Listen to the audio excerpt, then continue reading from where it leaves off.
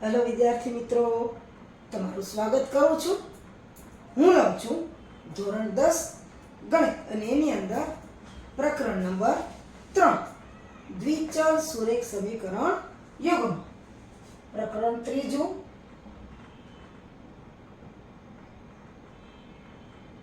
દ્વિચલ, જેમાં બે ચલ આવેલા છે અને સુરેખ સમીકરણ યુગ્મ.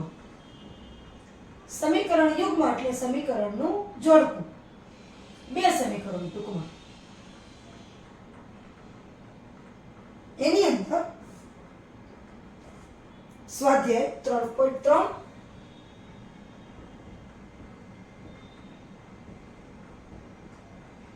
તમે તમારું પાઠ્યપુસ્તક ખોલો તો એની અંદર પાના નંબર 31 ઉપર આ જે ત્રીજું પ્રકરણ છે દ્વિચલ સુરેખ સમીકરણ યુગ્મ, એનું સ્વાધ્યાય 3.3 આવેલું છે. હું દાખલો કરું છું, તમે પણ સાથે સાથે તમારા પાઠ્યપુસ્તકની અંદર જોતા જાઓ. રકમ જુઓ તો પાના નંબર 31 ઉપર દાખલો જે બીજો છે એ મારે લેવાનો છે. બીજા દાખલાની રકમ હું વાંચું છું, તમે પણ જોતા જાઓ.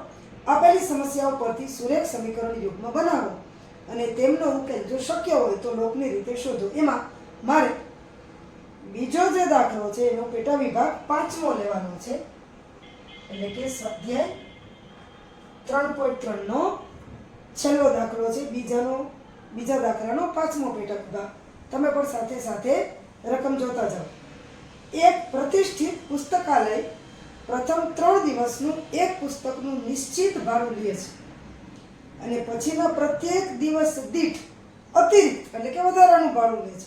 સરિતા 7 દિવસ પુસ્તક રાખવાના ₹27 ચૂકવે છે અને સુશી 5 દિવસ પુસ્તક રાખવાના ₹21 ચૂકવે છે. તો નિશ્ચિત ભાડું અને પ્રત્યેક વધારાના દિવસનું ભાડું શોધો. ચાલો આપણે ધારી લઈએ. ધારો કે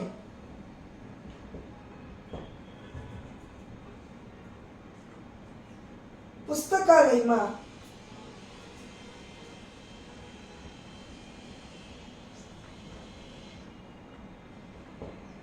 પુસ્તકાલય આપેલું છે આપણને. પુસ્તકાલયમાં પ્રથમ 3 દિવસનું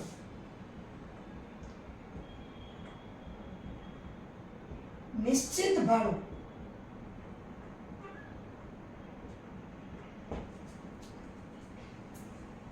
X રૂપિયા છે. આપણે ધારી લઈએ પ્રથમ 3 દિવસનું નિશ્ચિત ભાડું X રૂપિયા છે. પછીના પ્રત્યેક દિવસથી અતિરિક્ત એટલે કે વધારાનું ભાડું, એટલે કે પ્રથમ 3 દિવસ પછીના પ્રત્યેક દિવસ દીઠ વધારાનું ભાડું, વધારાનું અથવા તો અતિરિક્ત ભાડું, એટલે કે વધારાનું ભાડું દિવસ દીઠ ₹y છે. એટલે સ્પષ્ટતા આપણને થઈ જાય. પ્રથમ 3 દિવસનું નિશ્ચિત ભાડું X, પછીના પ્રત્યેક દિવસ દીઠ અતિરિક્ત એટલે કે વધારાનું ભાડું દિવસ દીઠ ₹y છે. હવે જુઓ, સરિતા 7 દિવસ પુસ્તક રાખવાના ₹27 ચૂકવે છે અને સરિતા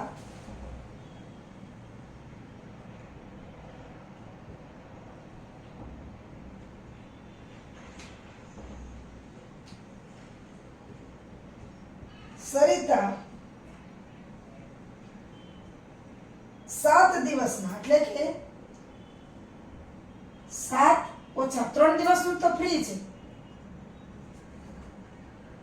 સરિતા 4 દિવસનું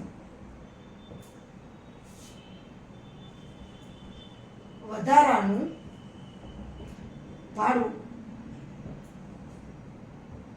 ચૂકવે છે. 7 દિવસનું અને 3 દિવસનું તો નિશ્ચિત છે, એટલે 7 માંથી 3 જાય તો 4 દિવસનું વધારાનું ભાડું ચૂકવે છે.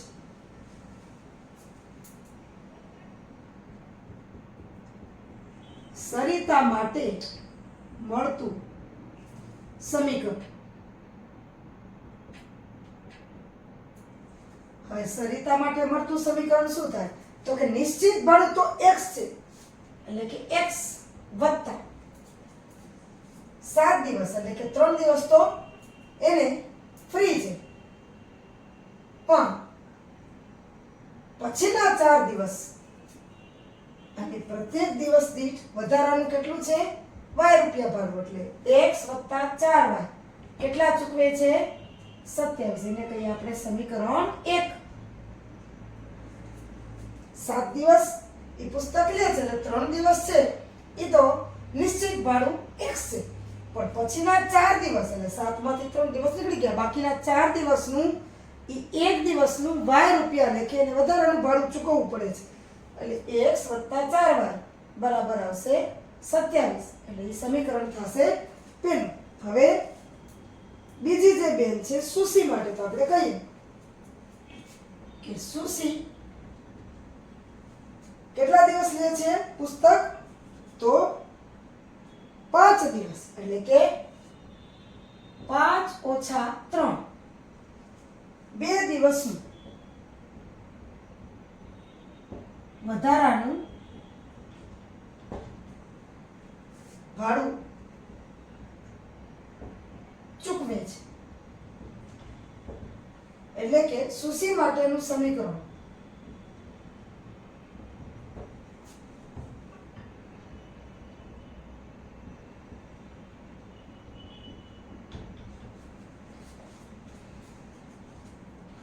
સુસી છે એ 5 દિવસ લે છે પુસ્તક, એટલે 3 દિવસ તો નિશ્ચિત ભાડું છે, પણ પછીના 2 દિવસ નું વધારાનું ભાડું ચૂકવે છે, એટલે નિશ્ચિત તો છે x વત્તા 2 દિવસ પ્રત્યેક દિવસનું y રૂપિયા, એટલે 2y અને કેટલું ભાડું ચૂકવે છે?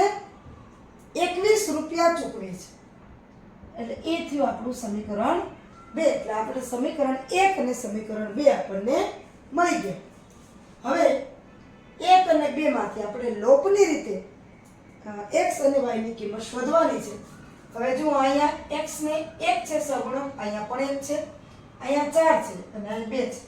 તો હવે હું પહેલામાંથી સમીકરણ બીજું બાદ કરું તો મને સહેલી રીતે આ દાખલાનો જવાબ મળે.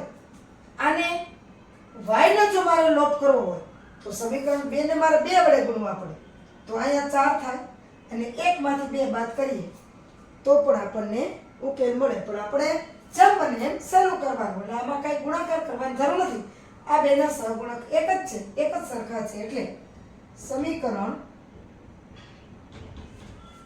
1 ઓછા 2 લેતા સમીકરણ 1 માંથી આપણે 2 બાદ કરીએ, એટલે કે x વત્તા 4y બરાબર 27 અને x વત્તા 2y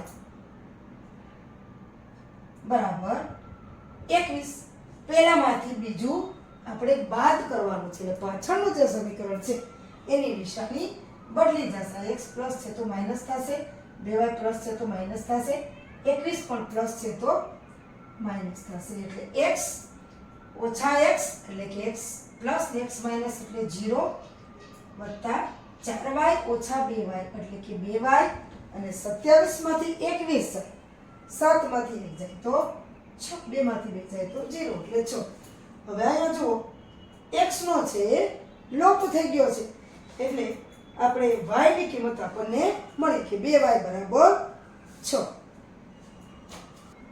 હવે આપણને 2y બરાબર 6 મળ્યા, તો આપણે y ની કિંમત શોધી લઈએ કે y બરાબર 2, અહીંયા ગુણાકારમાં છે સામે જશે તો છેદમાં આવશે અને 2 × 6 એટલે કે y બરાબર 3. હવે આ y ની કિંમત કોઈ પણ એક સમીકરણમાં આપણે મૂકી દઈએ. y ની કિંમત સમીકરણ 2 માં મૂકતા 1 માં મૂકો તો જવાબ આવી જશે. સમીકરણ 2 શું છે? તો કે x વત્તા 2y બરાબર 21, એટલે કે x વત્તા 2y બરાબર 21 માં y બરાબર 3 લેતા y ની જગ્યાએ 3 લઈએ તો x વત્તા 2 3 બરાબર 21, એટલે કે x વત્તા 3 દુ 6 બરાબર 21. હવે 6 છે સામેની બાજુ જવા દઈએ તો x બરાબર 21 ઓછા 6 તો 21 માંથી 6 જાય તો 15 આવે આપણને ખબર છે, એટલે કે x બરાબર 15 અને y ની કિંમત આપણને મળી હતી 3. હવે આપણે ચકાસણી માટે સમીકરણ યુગ્મ જે છે એની અંદર x અને y મૂકી દઈએ અને બરાબરની બે બાજુ સરખી આવે છે કે નહીં એ જોઈ લઈએ. એટલે સમીકરણ પહેલું હતું x + 4y બરાબર 27, x + 4y બરાબર 27 અને x + 2y બરાબર 21 માં x અને y ની કિંમતો મૂકતા એટલે આપણને ખબર પડી જાય કે આપણો જવાબ સાચો છે કે ખોટો. x + 4 માં x બરાબર 15 અને y બરાબર 3. હવે 15 + 4 3 બરાબર 15 અને 4 તેરી 12, 5 ને 2 7 અને 1 ને 1 2 બરોબર 27 આવી ગયા આ બાજુ. હવે એ જ રીતે x એટલે કે 15 + 2 અને 3 15 3 દુ 6 15 ના 6 21, એટલે આપણો જે જવાબ છે એ સાચો છે. x બરાબર 15 અને y બરાબર 3 છે. એટલે આમાં આપણે ચકાસણી કરીને પણ જોઈ લીધું. આમ આપણને કીધું હતું કે સુરેખ સમીકરણ યુગ્મ બનાવો. આમ માંગેલ સુરેખ સમીકરણ યુગ્મ ક્યાં છે તો કે x + 4y બરાબર 27 અને x + 2y બરાબર 21 છે. અને બીજું આપણને કીધું હતું કે નિશ્ચિત ભાડું અને પ્રત્યેક વધારાના દિવસનું ભાડું શોધો. પુસ્તકાલયમાં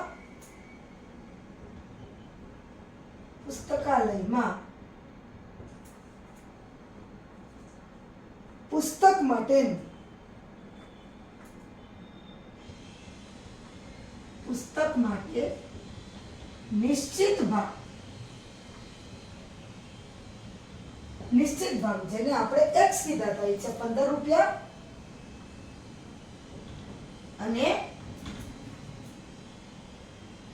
વધારાના દિવસનું ભાડું દિવસ દીઠ y રૂપિયા એટલે કે 3 રૂપિયા છે. અને પ્રત્યેક વધારાના દિવસનું ભાડું દિવસ દીઠ 3 રૂપિયા છે. આ જે છે એ આપણો જવાબ છે. હવે આમાં આપણે તાળો મેળવી લઈએ, એમને મોડે જ કરી લેવાય કે સરિતા 7 દિવસ સુધી પુસ્તક રાખે છે એટલે 4 દિવસનું એને વધારાનું ભાડું ચૂકવવું પડે. નિશ્ચિત ભાડું તો 15 રૂપિયા જ છે. પછી 4 દિવસનું ઈ એક દિવસનું 3 રૂપિયા લે કે 4 દિવસનું ભાડું આપે એટલે 4 × 3 એટલે 12 અને 15 27 રૂપિયા ભાડું આપે છે સરિતા. અને ત્યાર પછી સુશી છે એ 5 દિવસ માટે પુસ્તક રાખે છે એટલે 2 દિવસનું એને વધારાનું ભાડું દેવું પડે. એટલે એક તો 15 રૂપિયા છે એ નિશ્ચિત ભાડું છે અને 2 દિવસ માટે વધારાના ભાડું, એક દિવસનું 3 રૂપિયા અને 2 દિવસનું 6 રૂપિયા. નિશ્ચિત ભાડું 15 એટલે 15 ને 3 દુ 6 એટલે 15 ને 6 21 રૂપિયા. એટલે કે આપણે આ રીતે પણ તાકો મેળવીને જોઈ લઈએ. એટલે કે પુસ્તકાલયમાં પુસ્તક માટે નિશ્ચિત ભાડું 15 રૂપિયા અને પ્રત્યેક વધારાના દિવસનું ભાડું દિવસ દીઠ 3 રૂપિયા છે. નિશ્ચિત ભાડું 15 રૂપિયા અને દિવસ દીઠ 3 રૂપિયા. આ રીતે આ સમીકરણો પણ આપણે બતાવી દીધા. સમીકરણોમાં x અને y ની કિંમત મૂકીને પણ આપણે તાળો મેળવી લીધો અને આ દાખલાઓમાં જે રકમ છે રકમ પ્રમાણે પણ આપણે જે આપણને જવાબ મળ્યો એ મૂકી અને તાળો મેળવી લીધો એટલે આપણે આને ખબર પડી કે આપણો જવાબ સાચો છે કે ખોટો. કારણ કે પરીક્ષાની અંદર તમે જ્યારે દાખલા ગણો ત્યારે જે જવાબ આવે એવી આવી રીતે સમીકરણમાં મૂકી અને તાળો મેળવી લેવાનો અને જો બે બાજુની કિંમત સરખી આવે તો આપણો જવાબ સાચો છે. કદાચ કંઈ ઉતાવળમાં સહેજ ભૂલ રહી ગઈ હોય તો તરત તમને ત્યાં ને ત્યાં તમારી ભૂલ પકડાઈ જાય અને તમે દાખલામાં સુધારો કરીને ફરીથી સાચી રીતે દાખલો ગણી શકો અને પૂરેપૂરા માર્ક મેળવી શકો. તો આ રીતે તમે તૈયારી કરો તો તમને આ પ્રકરણમાંથી જે 4 માર્કનું પૂછાય છે એ 4 પૂરેપૂરા માર્ક તમને મળી શકે છે. જો આ રીતે તમે બધા જ દાખલા કરી લો અને બધા જ દાખલાનો તાળો મેળવી લ્યો તો આ સ્વાધ્યાય તો શું પણ ગણિતના દરેકે દરેક સ્વાધ્યાયમાં તમને સારામાં સારા માર્ક મળે, એક પણ માર્ક કપાય નહીં અને પૂરેપૂરા તમે ગણિતની અંદર માર્ક મેળવી શકો.